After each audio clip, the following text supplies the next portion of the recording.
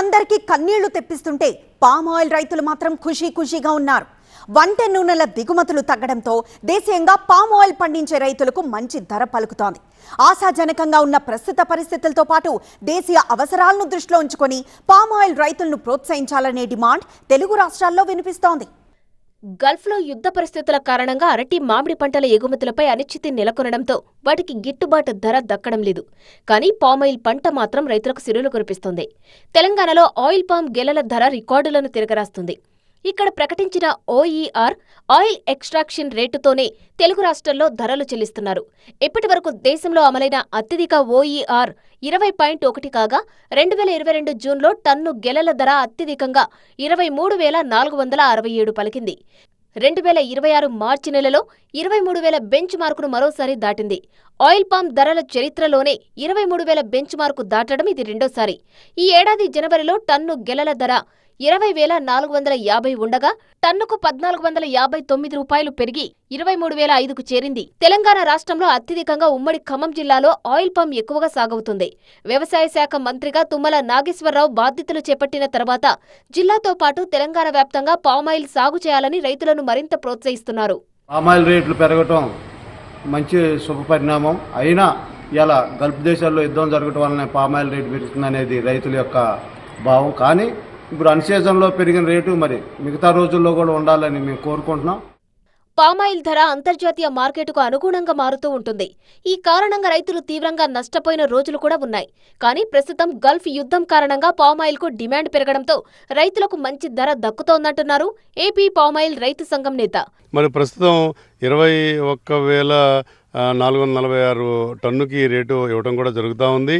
మరి ఈ యుద్ధం రావటం వలన ఇంటర్నేషనల్గా పామాయిల్ ఒక టన్ను వచ్చి 1,15,000 నుంచి 1,30,000 పై వరకు కూడా పెరగడం జరిగింది ఈ నెల రోజుల్లో. మరి వచ్చే నెలలో దాని ప్రకారం మన రైతాంగానికి కూడా మరి టన్నుకి 1,000 రూపాయల వరకు కూడా పెరగడానికి అవకాశం ఉందని చెప్పి నేను భావిస్తూ ఉన్నాను. ఇటు ఆంధ్రప్రదేశ్లో 1992లోనే మొట్టమొదటి 46 ఎకరాల్లో పామాయిల్ ఫ్యాక్టరీని ఏలూరు జిల్లా పెదవేగిలో అప్పటి ప్రభుత్వం ఏర్పాటు చేసింది. ఏటా గంటకు 1 మెట్రిక్ టన్ను క్రషింగ్తో ప్రారంభమైన ఉత్పత్తి ప్రస్తుతం 24 టన్నులకు చేరుకుంది. అయితే క్రమంగా యంత్రాలు అరిగిపోవడంతో ఆయిల్ దిగుబడి తగ్గిపోతుంది. దీంతో రైతులకు ప్రస్తుతం తెలంగాణలో ప్రభుత్వ ఆయిల్ ఫీడ్ ఫ్యాక్టరీలో నూనె దిగుబడి శాతం ప్రకారం రేటును నిర్ణయించి చెల్లిస్తున్నారు. ప్రారంభంలో పెదవేగిలో ఒక్క ఫ్యాక్టరీనే ఉన్నప్పటికీ కాలక్రమంలో పతాంజలి, గోద్రేజ్, నవభారత్, త్రిబుల్-ఎఫ్ ఇలా ఒక్క ఉమ్మడి పశ్చిమ గోదావరి జిల్లాలోని సుమారు 8 వరకు ప్రైవేట్ రంగంలో పామాయిల్ ఫ్యాక్టరీలు వచ్చాయి. ప్రభుత్వ రంగంలోనే పెదవేగి ఫ్యాక్టరీ ఓఈఆర్ తగ్గిపోతుండటంతో కొన్ని మండలాలను పెదవేగి ఫ్యాక్టరీ నుంచి తొలగించి ప్రైవేటు ఫ్యాక్టరీలకు కేటాయించేందుకు అధికారులు ప్రతిపాదనలు తయారు చేశారని రైతులు ఆవేదన వ్యక్తం చేస్తున్నారు.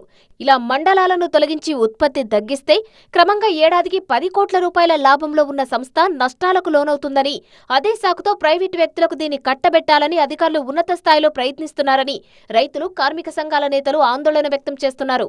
మధ్యప్రాచ్యంలో జరుగుతున్న యుద్ధం కారణంగా వాళ్ళ వంట నూనెల ధరలు విపరీతంగా పెరిగిపోతూ ఉన్నాయి. ఇంతకుముందు రష్యాకి ఉక్రెయిన్ జరిగిన యుద్ధం ఫలితంగా కూడా వంట నూనెల ధరలు పెరిగిన పరిస్థితున్నది.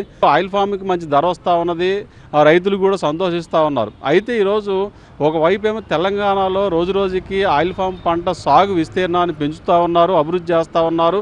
అట్లాగే ఆయిల్ ఫెడ్ పరిధిలో కర్మాగారాలు కూడా నిర్మాణం చేసి ఈరోజు రైతులకు మేలు చేసే పద్ధతుల్లో వాళ్ళు వ్యవహరిస్తూ ఉన్నారు. కానీ మన రాష్ట్రం సంబంధించిన పెదవేగి ఆయిల్ ఫెడ్ కర్మాగారం ఒకటి మాత్రమే ప్రభుత్వ రంగంలో ఉన్నది.